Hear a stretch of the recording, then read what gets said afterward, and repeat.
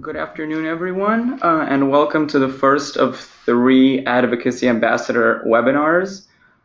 Today we're going to have ACAP members Kinshal Dorner, John Keller, and Liz Watkins go over some of the resources available on the public policy and advocacy portion of the CGS website. But before we begin, I just wanted to go over some of the logistics in terms of the webinar.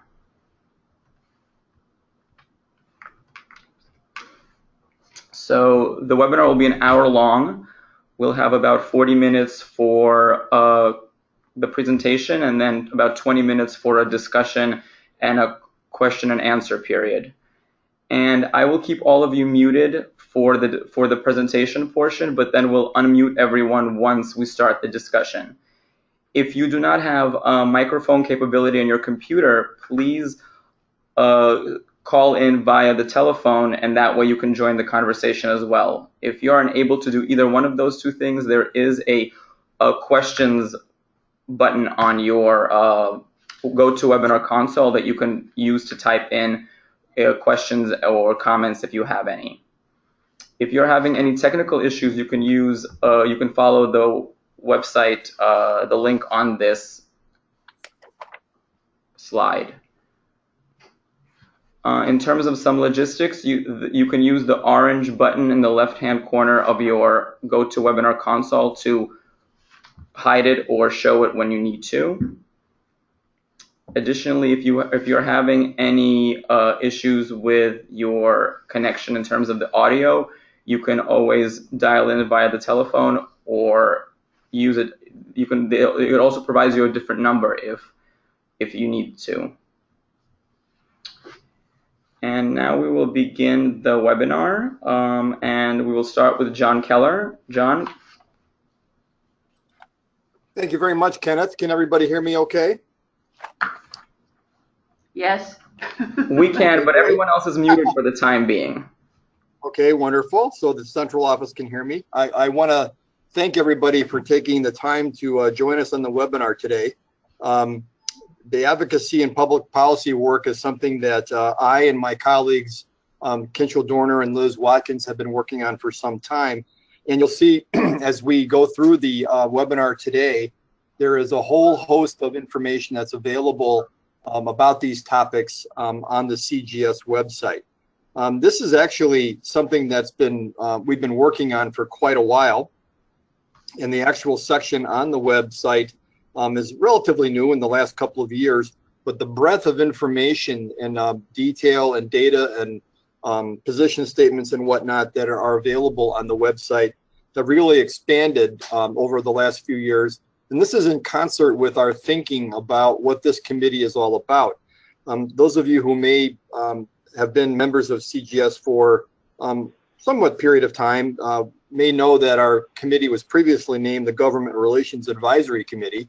And while that work is very, very important in advocating on behalf of graduate education to various government agencies, both local within your communities and your states and with the federal government, the work that we do really is broad-based across a wide variety of different topics.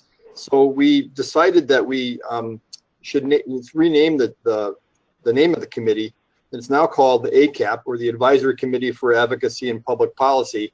And I think that the website and the breadth of information that's available reflects this new attitude and new positioning and new vision of what our work is all about. So if we go to the next slide there, and you'll see at the top of our web page, there is a section there called Public Policy and Advocacy, which is highlighted. And if you click on that, and you'll see the next slide gives you a series of topical pieces of information that are extremely important for you. And as you take the time to explore this, you'll see the breadth of materials that are available to you for the work that you do on your campuses and in all the different advocacy moments that you have. And I think my colleagues, Liz and Kinshal, will agree with me, and they will embellish these thoughts over the next hour, in that every opportunity that you have a chance to talk about graduate education is an advocacy moment, whether that's on your campus, in your community, with state legislatures, state government officials, with the federal government officials. On your campus is an extremely important series of advocacy moments throughout every office that you can think of on your campus. And this is something that I didn't quite think about when I became the dean years and years ago. I figured it was assumed that everybody on campus knew about graduate education and the importance of it in what we do in the college, and that is far from the truth. And these are sets of informations that will be able to help you in the work that you need to be doing in this area. So as we look at one section, public policy resources, let's take a look at this, and you can see that there are a whole variety of different pieces of information. And each of us, both Liz and Kinchel will talk, and Beth and Kenneth will talk a little bit about each of these sections as we move through the webinar today. And before I, excuse me, before I go any further, I want to thank profusely Beth and Kenneth for getting this webinar organized and getting this sets of information available to you, and to my colleagues, Liz and Kinchel, for taking the time to advocate to you on behalf of graduate education. So thank you very much for participating today.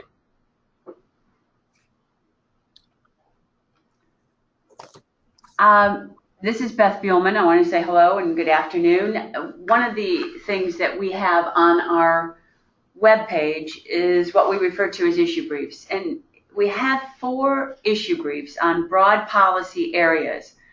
The Higher Education Act reauthorization, which you see on your screen, tax policy, immigration policy, and science policy. And these are issue areas where we anticipate or have experienced congressional action that's going to have an impact on graduate education and graduate students. They include principles that are broad principles intended to reflect what the Council of Graduate Schools hopes will be included in any final legislation and policy action. Unless asked, we really do not provide specific legislative language on any of these topics. So as you can see, that there are broad areas around making informed financial choices, aggregate loan limits, and incentives for innovative programs and programs that increase degree completion. These are hot topics or issues that Congress is considering, and hopefully these will inform members of Congress and their staff as to those things that are important to graduate education and graduate students. We also follow regulatory concerns such as the Affordable Care Act when it comes to student health insurance plans and the 30-hour employer mandate, the Fair Labor Standards Act when it comes to the overtime regulations, and the optional practical training around international students and their ability to remain in the country to learn and become more educated with respect to the usefulness of their education in various occupations and companies. We follow those, but they are generally not things that take congressional action per se, but are more around the agencies and administration in terms of the actions that they're taking. We are also part of a larger higher education community in Washington, D.C., and there are broad-based efforts that they are taking on, such as the DACA issue. And we, over the next few weeks, will be sharing with you information that's going to be sent out to presidential organizations around DACA, with the hope that the voice will get louder and louder with respect to being able to retain and not punish individuals that are DACA residents. We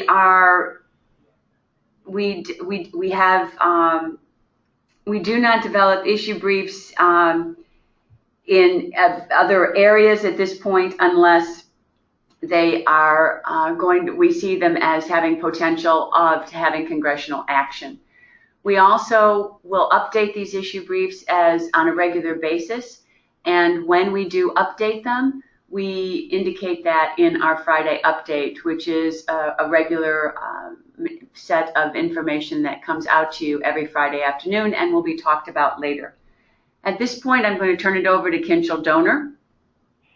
Kinchel? Hello, everyone, and yeah, I'd like to echo what Beth and John has already said. Thank you for being here, and we're very excited that you're here, and we're excited to give you this little walking tour of the website. One of the things we thought you could find very useful to begin with, I know I have, is on the website. Under General Advocacy Tools, we have sample letter or templates to contact your federal representatives or even local representatives over particular issues. In other words, form letters that you can use to get going. And so when I first started doing this, I didn't necessarily know how or where to send the letters, in that how do you address the senators, how do you address the congressmen, and what these letters should look like. And so these templates are available for you, and there's templates on encouraging action on an issue is listed here on the site, but trying to advocate for a particular position that you think the Congress folks should actually do, inviting them to campus, inviting staff to campus, as well as some others. And I find these letters very useful. You can see on the right that we've provided a general template on the right of the table, and on the left is just a few notes to tell you what that part of the letter is to be, what that part of the letter refers to. And what I do is just open this up. It opens up as a Word document, and just highlight the actual template itself and paste it onto my own letterhead. And then you can fill in the bits where, especially the name and the salutation, and feel like you've got that right. And then very briefly state what you want to say in the context of the template. And, the letter is a one-pager. We think these things should be short and to the point. And so with this resource, you can contact your representatives and know that you're doing it in a very, a tried and true and professional manner. I know I've used these on a number of occasions. And so I think next, John, are you going to talk about some leave-behinds? Yes, I will do that. So the next section after the sample letter templates is a section that's called Sample Advocacy Materials and Use by Grad Deans. You'll need to use your login for CGS to access these materials.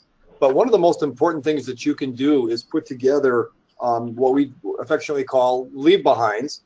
These can be as extensive as you want, but we like the template letters, we find concise, short, to the point, bulleted type of items and information to be mostly effective. And you can see some examples of institutions that have been willing to share their materials on the CGS website to give you an idea of the types of things that each of the deans at the institutions listed here use for some of their leave-behind materials. Now, in our particular case here at the University of Iowa, we had to work with, well, we didn't have to, but we worked with a number of different groups on campuses, our campus, to help us put together this information. Because again, after all, we're trying to come up with a simple document, a leave-behind, that touches on a number of different aspects of graduate education and its impact and effect on a variety of different aspects of what we're trying to accomplish. So we worked with our overall Central Campus Communications Office to put this material together, and we helped, we worked with our registrar's office, the admissions office, and other types of offices to put this together. We actually update this annually, so we have the most up-to-date information on the types of graduate programs we have, our overall enrollment. You might want to suggest graduate programs that are highly regarded at your institution. For us here at Iowa, we're very, very proud of the fact that we've fortunate to have a number of our CGS Dissertation Prize winners at our institution. That's a source of pride for us. The numbers of alumni and where they're located, And then, of course, as we're starting to think about our impact locally and within our state, we want to highlight the fact that we have alums of our graduate programs in every county in the state of Iowa. We have 99 of them, believe it or not. But they're also involved in work in almost every different type of discipline or area in our workforce in our state and beyond. So these are the kind of things that we try to put together. And again, multi-use sort of leave behinds that we can use for recruitment, with admissions, with our economic development officers, with our alumni, legislators, and just quite frankly, we have a pile of these sitting out on our front desk for any visitors that might come into the college and want to know what's going on, or just want some very quick bulleted items about what we're doing. But again, remember, our approach with this leave behind is the fact that, again, any chance you have to talk about graduate education is an advocacy moment.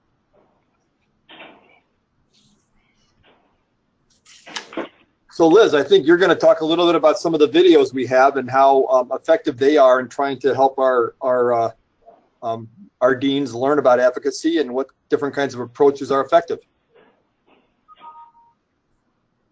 Next screen.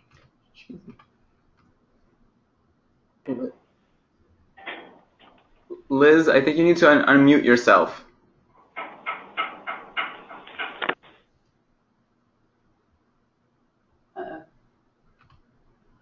So, oh, here we go.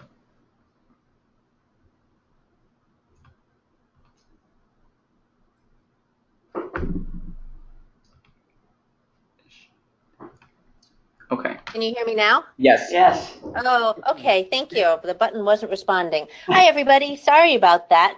Well, I get to talk about the section on role-playing videos, and I think this is my favorite part of the CGS website because it's dynamic, it's informational, and it's highly entertaining. These are videos that were recorded at one of the CGS annual meetings at one of the advocacy workshops where deans, deans and CGS staff role-played different encounters that you might have if you go to have a meeting with a legislator or with the staff of a legislator. And you can see on the left side of the screen, there are 5 different scenarios. A meeting that's just an average meeting, a meeting with a member of Congress who is rushed, a meeting with a staff member who's distracted, a meeting with a member of Congress who's retiring and won't be in for the next session, and a meeting with a staff member who has no background information on the issue of graduate education.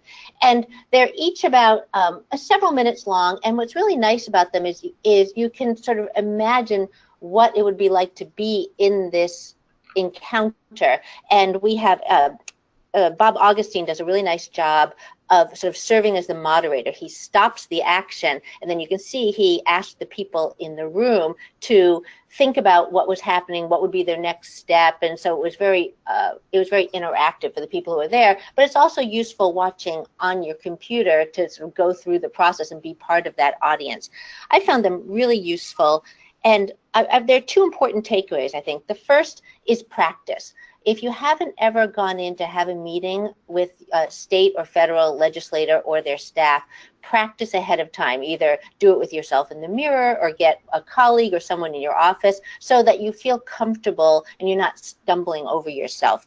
The second thing I think is that I've really learned from this, and I learned this from Steve Mattson, who is the dean at UNC. We actually did some of these role play videos another time as we were helping the board to learn how to do some advocacy. And what I learned from Steve and from watching these videos is that he always has a story at the ready about a graduate student or a recent alumnus who's working on a topic of direct interest and relevance to that legislator. So those personal stories about individuals and the work they're doing are really complementary to the information that John was just talking about in terms of the leave behinds, because those tend to be more quantitative. It offers a sort of qualitative aspect to what it really means to be supportive of graduate education. And I think it also provides that intimate view of the students themselves in comparison to what Kinchell's about to talk about, which are the state snapshots, which is graduate education at the level of the state as opposed to the institution. So let me turn it over now to Kinchell. Yeah, so another useful tool is in fact these state snapshots. And this is data that's been compiled from the CGS survey of graduate degrees and enrollments. And it's a summary of graduate education in that particular state, hence the name.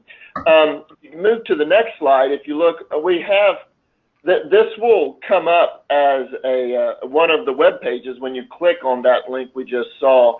And there's a map. You can click on any state on the map and get information that is useful to describe the snapshot data for that state.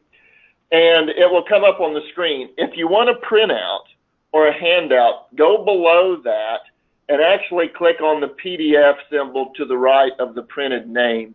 And you're going to get a nice, PDF that will be useful in describing it. And there it is. And just by coincidence, we have South Dakota up there. And so this is, it's short to the point and can get your point across to whoever it is that you're speaking about as to graduate education in your state. So it's not just for your university, of course, but for your entire state. But we can look at total graduate enrollment. And correct me if I'm wrong, Beth, but this is for the past year, right? This is for the latest data. This is 2015 data. We're going to be updating it for the 2016 graduate enrollment and degree report, which you should have just received in the last couple of weeks, right? Right. So this data is always for the previous publication of that report. Total enrollment, degrees in the workforce, and what kind of degrees they are. Special attention to STEM degrees because many of your constituents are specifically interested in STEM. We put that in there, trying to help that. And then how the degrees break apart in terms of master's and doctoral degrees at the bottom. And so this is very useful to give folks an idea of what graduate education is all about. The numbers out there, breakdown in gender is up there as well. And just a very convenient, very accurate leave behind for anyone that you would like to kind of broach the subject of graduate education with. Okay, so Liz, I'm going to talk about... I'm back. Let's talk about making the case. Making the case. I want to underscore a point that John made earlier, which is that advocacy for graduate education goes well beyond the federal and state legislative level. There are opportunities to make the case for graduate education with philanthropists, which is becoming an increasing part of our funding portfolio. And so not only in terms of direct donors, but also with the development office on your campus. With your university relations or public relations, there's an opportunity to make sure that stories about graduate students and graduate programs are making it onto your university website. You want to be always making the case for graduate programs and students with your provost and with the deans of your various schools and colleges. You want to make the case for services to graduate students when you're talking to the student affairs officers on your campus to make sure that they're getting access to mental health, to career and professional development, to financial aid, and so forth. So this particular part of the site is really helpful for that. And what I particularly like, and you can see on the right-hand side of this slide, the hints to effectively make the case for graduate education. Again, behind the login, but it'll take you to a PDF that provides a lot of really useful information in terms of how to plan for, implement, and then follow up key meetings, whether they're with legislators or with people on your campus. And one of the important messages I think comes out of this is don't go rogue. It's really important, particularly when you're working with the government, to know and work with your government relations directors. Maybe if we can go to the next slide. There we go. You'll see a number of fact sheets that are also part of this section, and they're really helpful. These sort of complement what Beth was talking about in terms of the issue briefs, but sort of more general information that you can use to familiarize yourself about the larger context of graduate education, and also use them to be more specific in terms of your campus, your institution, and your state. I really like this one, and it's been very helpful for me at UCSF to have this kind of information about the difference among the 3 different types of post-baccalaureate students in terms of how old they are, whether they have children, and what their earning potential is afterwards.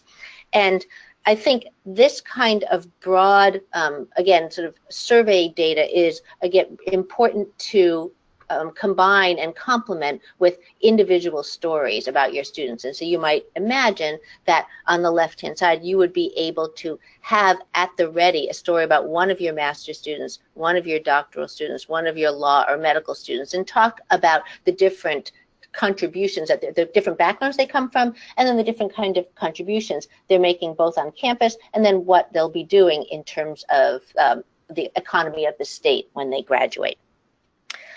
Over to you, John.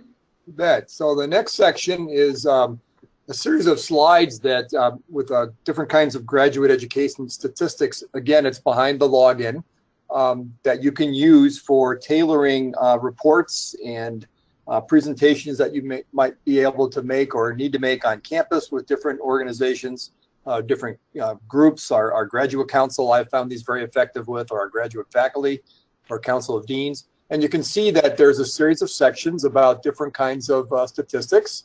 And the one that's highlighted on the next slide is a presentation on, as Liz said, becoming increasingly important with legislators and local officials is the earning potential of our graduates. And you can see that CGS has done a wonderful job of accessing different kinds of information about the earning potential of doctoral degrees, professional degrees, et cetera, that I've actually used these with undergraduates that I go to seminars and talk about graduate education and the value of graduate education, because many of them know about professional education, but they don't know what PhD and master's degree earners do and what kind of disciplines and what kind of jobs they have. And when you show them this kind of material, they tend to get excited about different kinds of aspects of what they might do with their careers.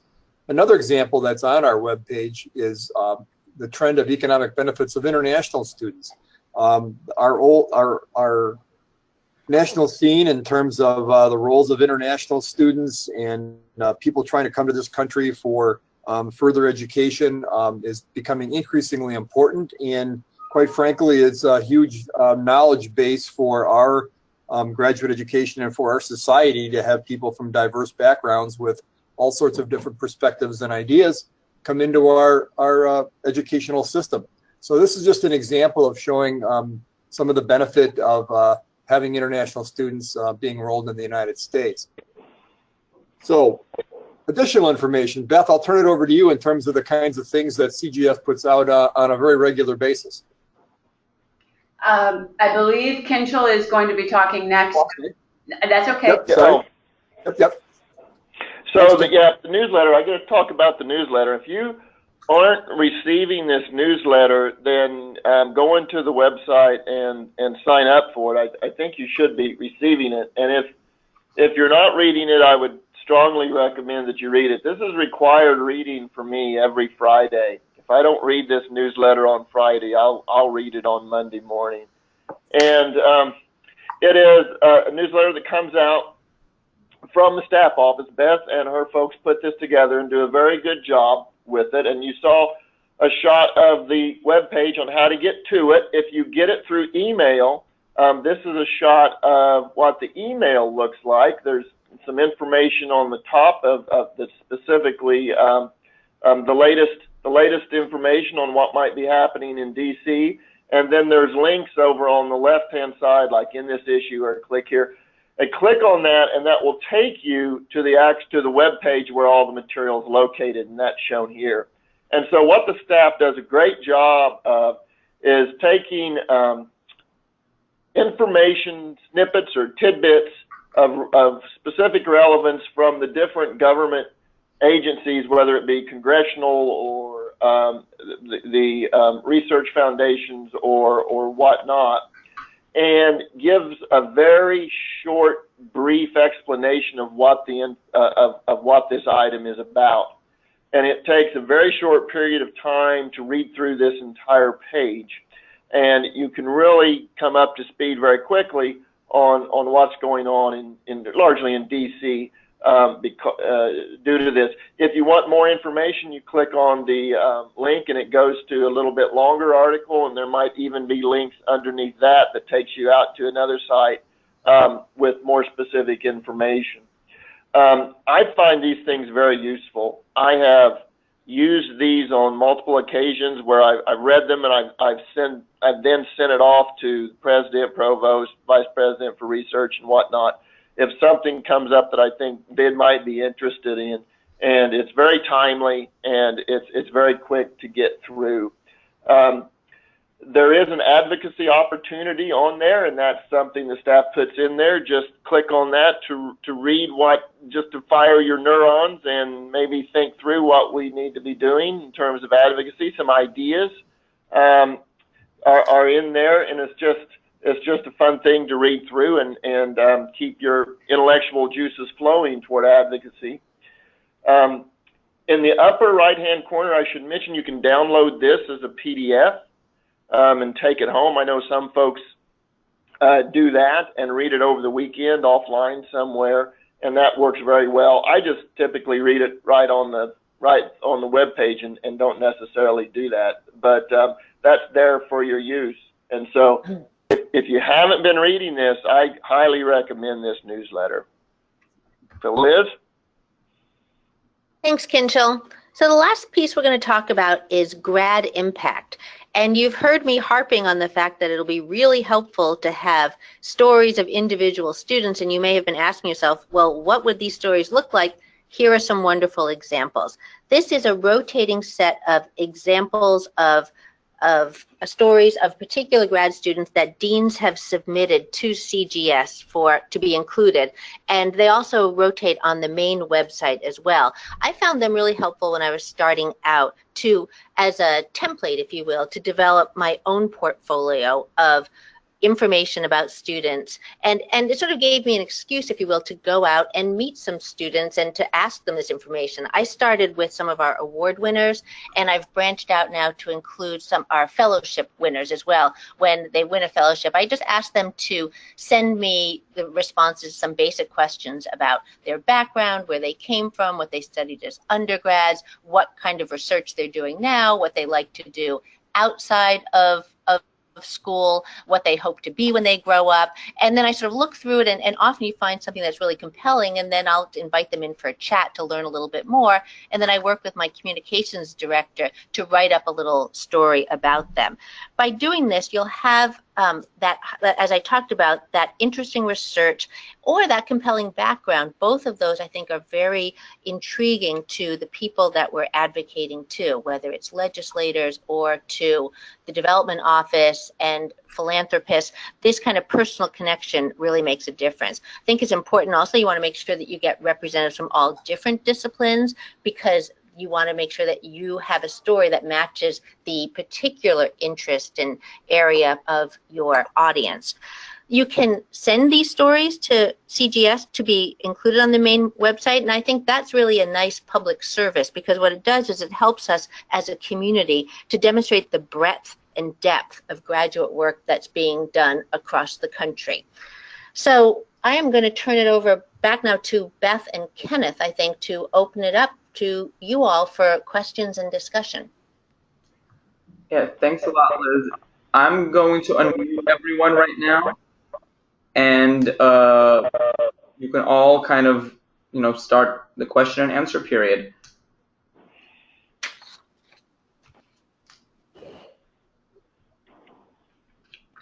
Well, John, Liz, and Kinchel, are there any things, I think the one issue that people might be interested in is how you relate to your government relations individuals and what that means in terms of giving them information or working with them or going with them to meetings with policymakers and outside constituents. Do you have anything to add with respect to that?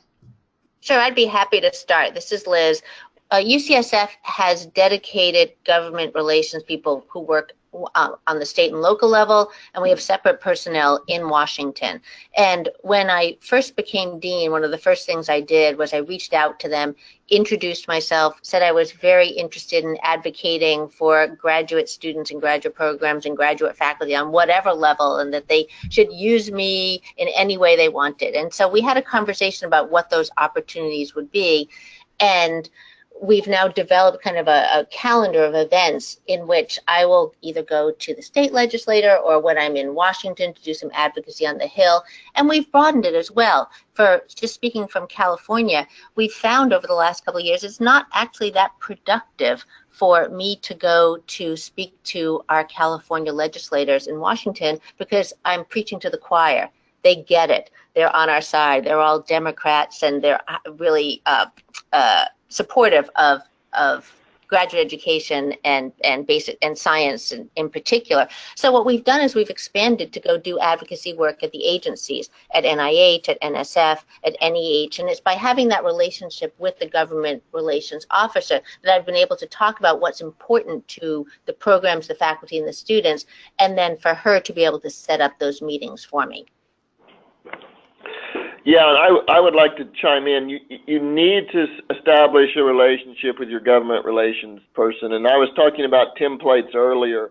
And certainly, if you're going to send a letter to a national representative, then you would need to make sure that letter's vetted, or at least they know that that is going off. So if you don't know your government relations folks, contact them. My government relations person is the vice president for research, and I have a very good working relationship with him. He's all for getting the word out, and the more help that we can recruit here on campus to carry the message to DC, he's all for it. And so I always liaise with him before I go to the Hill, and he's kind of given me a kind of a free card, if you will, to go and discuss what I feel is important. But I always discuss it with him, and it's really important that you stay on the same page. So let me chime in with a slightly different perspective than Liz's with dealing with state legislatures. Ours is mostly Republican. And they're less likely to know about or care about graduate education. But what we have done to be to be quite effective, actually, to sort of start turning the dial a little bit in their minds is we do a lot of research when we have a typical Iowa Hawkeye Caucus Day in our state legislature. It's usually right around April, near the advocacy day that we have at CGS at the federal legislative level. But we sort of handpick students that are working on really cool projects that would relate to key legislators who are either committee members or committee chairs. And we actually have a system where we can pull them out of session and have them meet with these students and with these young faculty in particular who are really effective at talking to individuals about their work. And 9 times out of 10, these students and young faculty can start turning the minds of some of these staunch legislators to start thinking about how important graduate education is, how important the University of Iowa is to the state economy and to the workforce.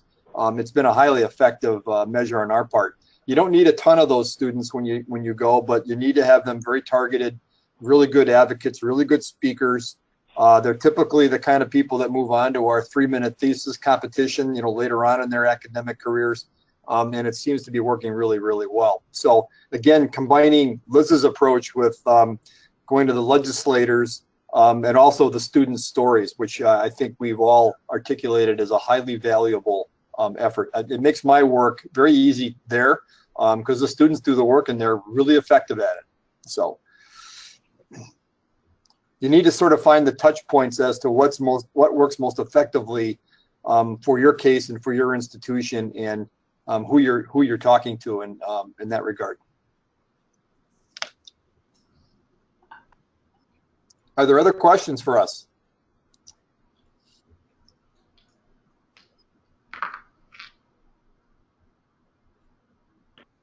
One question I have for the three of you again is where do you get your data? Where do you get your information? Because the materials that are on the CGS website, understandably, are more national data and also relate to more federal advocacy kinds of efforts. They can be customized to your campus or to your state.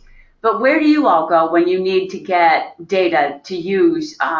John, for example, you talked about the leave behinds. Liz, you have started this way to get information about grad students through your own devices. But what other kinds of things are helpful?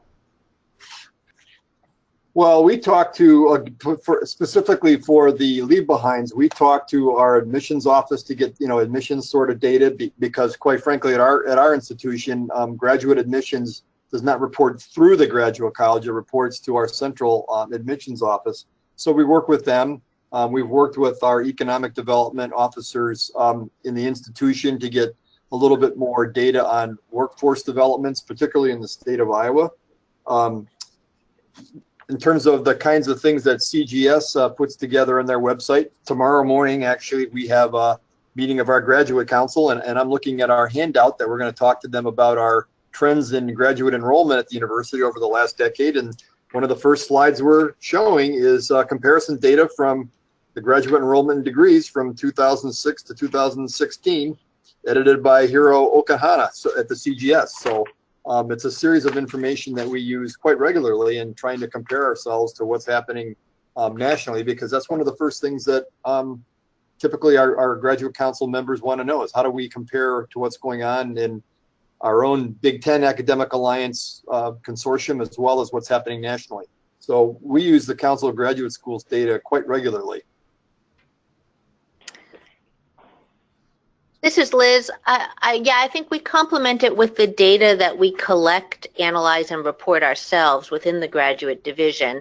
And I would encourage folks on the line to open up a relationship with institutional research at your university if you don't have your own institutional research office within the graduate school or graduate division, because they can provide the institution-specific data, and they probably also have access to comparable data, like John was talking about, whether if you're part of the Big Ten or if you're an AAU school, or in my case, the other campuses of the University of California. We have those benchmarks that you can use to talk about where your campus is located.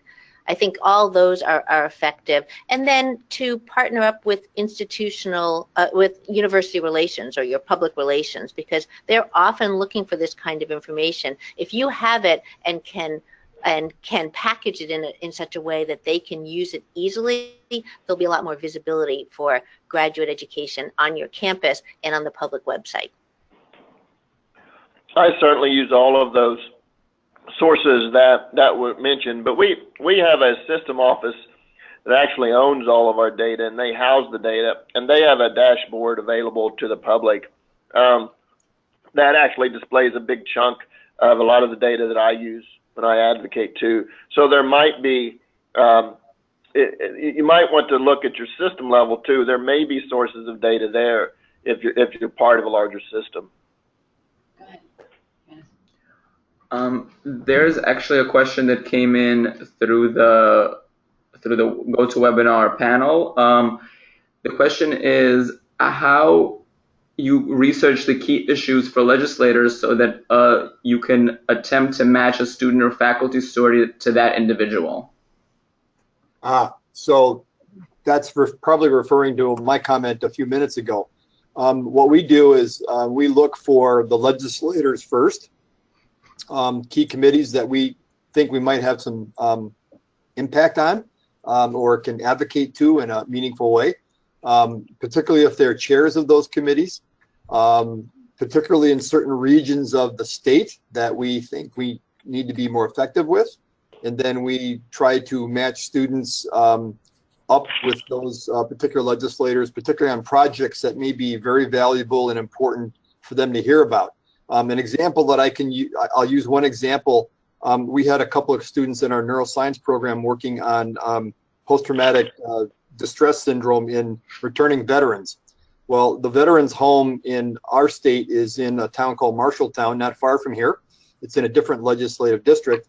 We matched these students up with this legislator who was about 35 years old, and he was trying to advocate for more, more space, more an expansion of the facility in the veterans home.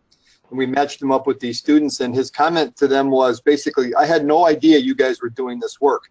And shortly thereafter, there was about a $50,000 grant to their faculty member to help link up the students and their clinical trials that they were working on with some of the residents in the veterans home. So these are the kind of things that you can work on. I mean, they're very targeted, but we have found them to be extremely effective. I think the answer is do your homework. So do some research on the legislators with whom you'll be meeting. And it may be as simple as just talking to your government relations partner to find out what they know about them, but there's so much available on the web. As John said, what committees are they part of? What legislation have they sponsored? What part of the state do they come from? And I'll just give you two examples. One that I learned from Steve Mattson at UNC. I remember him talking about going to see a legislator who represented a coastal community in North Carolina, and he was able to pull out of his pocket a story about a student who was doing some kind of marine ecology project that had a direct effect on the economy of the region. So that really played into this legislator, who is far from where UNC is located, his feeling of connection to the university, and that his constituency was and their needs were being addressed. The second is that UCSF is mostly life sciences and biomedical research, and so we've made sure to know if there are any particular interests in our state legislators. We knew someone, for example, who had a child who was diabetic, and it's very nice to be able to bring in a student who can talk about the work that she's doing that's directly impacting results to improve the outcomes for diabetes. I would also say that at the summer workshop, for example, we had people from the Education Commission of the state and the National Conference of State Legislators talk. They have websites that also have bios on the individual state legislators. They also, on ECS's website, would also include the types of legislation that's being introduced on particular topics in the state legislature that session. And finally, in January and February generally, sometimes going even into March, on our Friday updates, we try to connect you with the State of the State speeches that have been given, so that you can then see what the platform or the agenda is for your individual state governors as well. So there are a variety of resources, and as Liz pointed out, do your homework. The websites that are available, including for your federal legislators. We also have on our webpage a congressional research report that talks in general about the composition of Congress, for example, and how many of them have what types of degrees, as well as the kinds of occupations that they have had prior to coming to either their state legislature or the Congress, so that you also get an idea of the kinds of things in which they have an interest. We have a new resource that'll be coming out shortly about advocating with your state policymakers, and the website connections for those particular websites that I've just talked about will be included in that one-pager. We felt that it was also important for you to get a better sense of how long your legislature is in session, and whether your members of the state legislature are full-time, part-time, etc. So it gives you those kinds of things that you need to think about as you think about working with your state legislature as well as with your members of Congress. Are there other questions? Just, can you hear me? Yeah. Yeah, I got one of my questions is that a lot of this is dealing with a lot of PhD programs in places. What about we have anybody from places that are comprehensives that are, don't have PhD programs, and what they're finding as being working? We have on our webpage a couple of things dealing with master's degrees, and one of the reasons, and Liz pointed it out at the on one of her slides about the important differences across master's, doctoral, and professional students. But we also have master's degree in the workforce, so that people begin to understand the importance and the value of master's degrees in the workplace. Bob Augustine is also doing some work with respect to master's degrees and comprehensive institutions. And we do try to make the information that we put on our webpage generic enough, or general enough, I should say, that you can utilize it and you can distinguish across degree levels. And we have, and when we talk to members of Congress, for example, we will always highlight the importance of master's degrees, the percentage of degrees conferred. Graduate enrollment in degrees is important now because it also includes a breakout of students that are working on their master's degrees and doctoral degrees, so that you have almost 80% of degrees awarded are going to be for master's degree students, et cetera. So you can use those data as well. One of the things that we're also going to be doing coming up is having a series of conference calls, topical conference calls that you can sign up for or you can join. And in talking with the ACAP, I'm going to suggest that one of those conference calls will be around talking with business leaders and connecting to the workforce, which in many respects is an important piece of work for the master's degree. So our hope is that we incorporate that kind of information in the materials that we provide. And the state snapshots that were highlighted earlier also break down the data between master's and doctoral degree recipients and enrollees. And we also have a one-pager on Grad Plus, which we know is very important to master's degree students for funding their education. So that's also available on our website. Yeah, my thing was that a lot of times the standpoint of talking with legislators or people when you're doing advocacy work in the political arena is that it's easier in some ways to identify the research being associated with some of the PhD programs as opposed to sometimes with just comprehensives. They have more professional certifications, professional degrees, but it's a little harder sometimes to get across the point with some of the legislators. That's been my experience. I think that the tack to take, you make a really good point, and I'm glad you brought it up, because as Beth said, 80% of our graduate students are getting masters.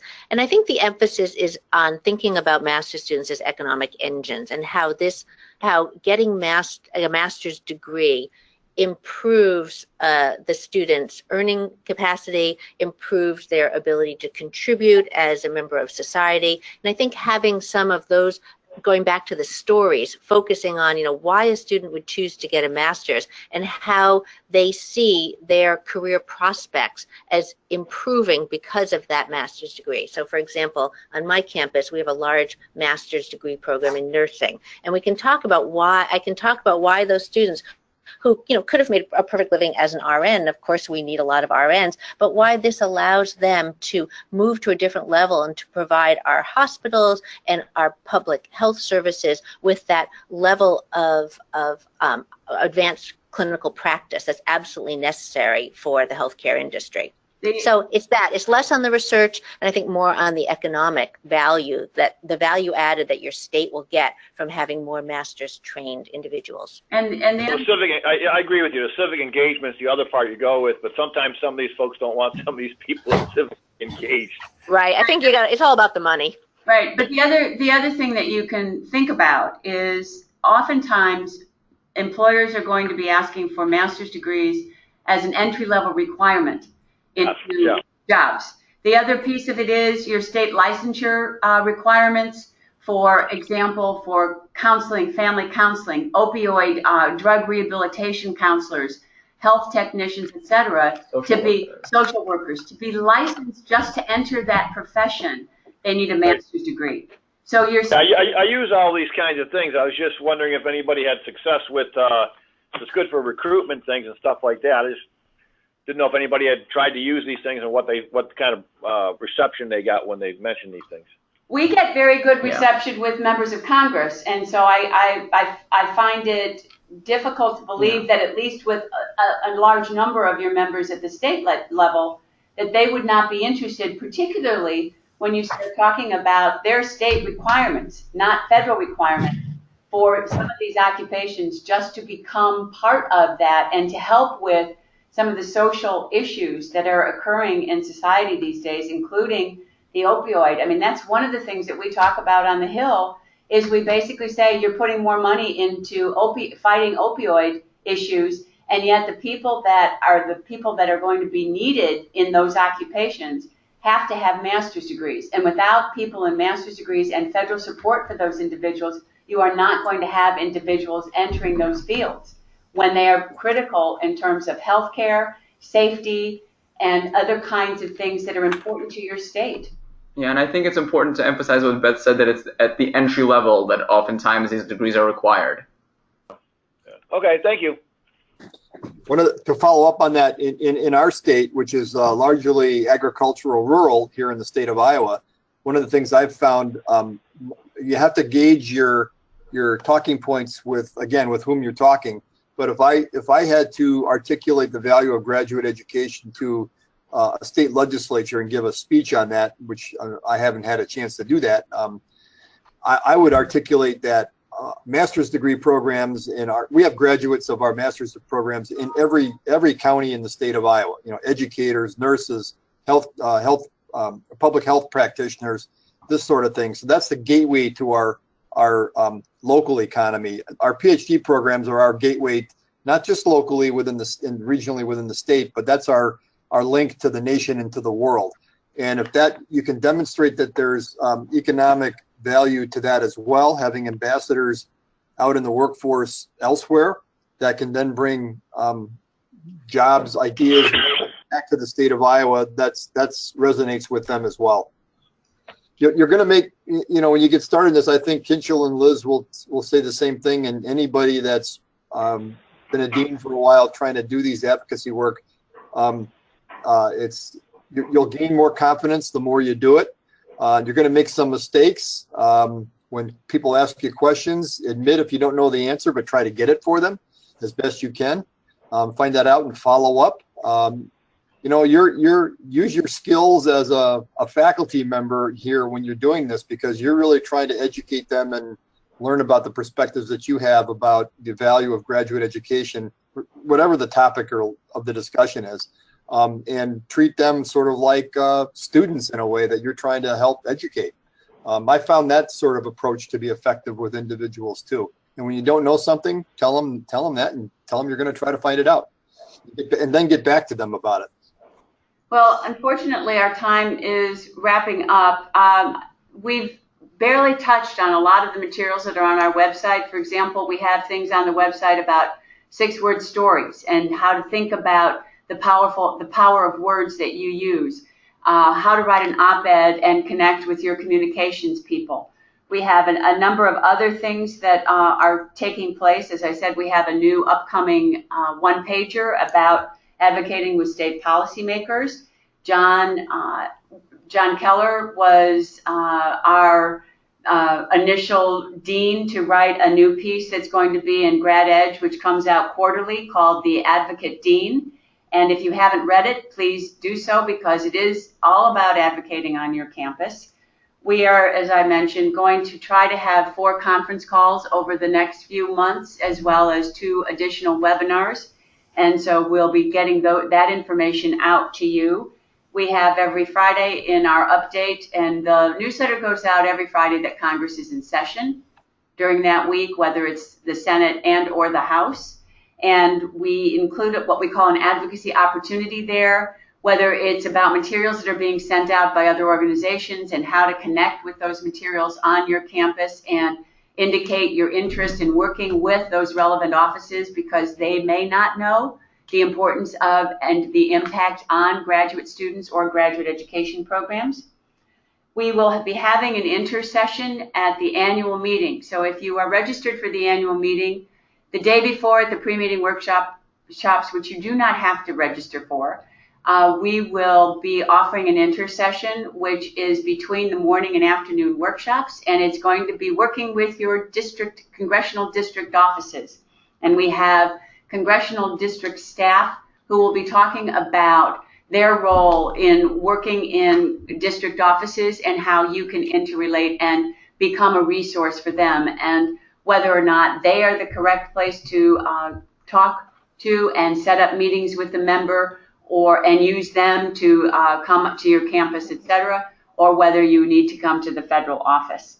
We also are going to encourage and hope that we will get a few tables at one of the lunches. That's a networking lunch where ambassadors and ACAP members can sit and talk more about advocacy, and more questions can come from that. And we will also be having an advocacy desk at the annual meeting. So we hope that you stop by, and it will be in the exhibit hall, and we certainly hope that you will stop by and perhaps even be willing to stand there and try to garner more interest in advocacy among the graduate deans who are in attendance at the annual meeting. So we really appreciate and want to thank again John Keller, Kinchel Donor, and Liz Watkins. I'm sure that if you have questions, you can email us at our website, or you can go on the CGS webpage and you can find the email addresses for the 3 deans that were on this webinar. Again, appreciate their willingness to do this and your willingness to participate and join in. Yeah, thanks a lot, everyone. And this webinar was recorded, and I will be sending the recording, or I or Beth will be sending the recording out to you either by the end of this week or sometime early next week. So thank you very much. Thank you. Thank you, everybody. Thank you. Bye-bye.